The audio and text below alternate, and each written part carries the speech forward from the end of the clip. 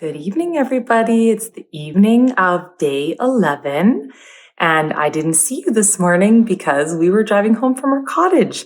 And I'm excited to show you how well our starters did. And this way you can see that if you need to miss a morning feeding or an evening feeding because you're just busy or you're going out of town or what have you, you can do it by doing exactly what I just did. So here we go. Let's check it out. So here we have our starters. We have our Susie, our sorghum sourdough starter, Betty, our brown rice starter, and Bob Jr., our regular wheat starter.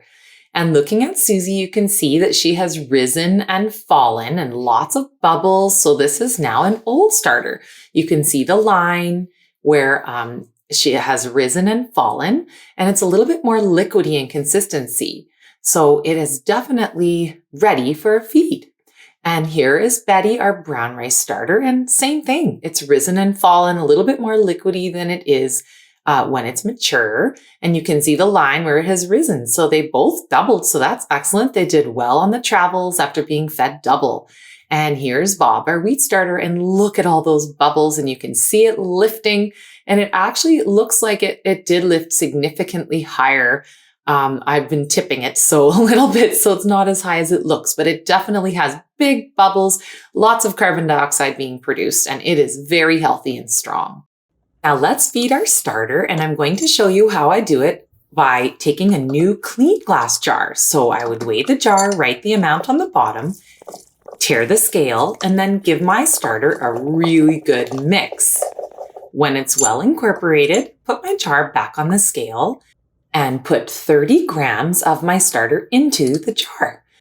Then I'd tear my scale again and add my 50 grams of water, tear it again, and my 50 grams of flour. Then, of course, as always, I would give it a really good mix. And I'll mix it for a good 2 minutes until it's all incorporated as usual. Then I'll clean the sides of my jar and make sure I can see all the beautiful activity that's going to happen.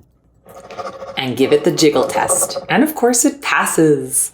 Then I'll clean it with my cloth around the top and cover it back up. Then place my elastic back on my new clean jar and make sure it's at the right height.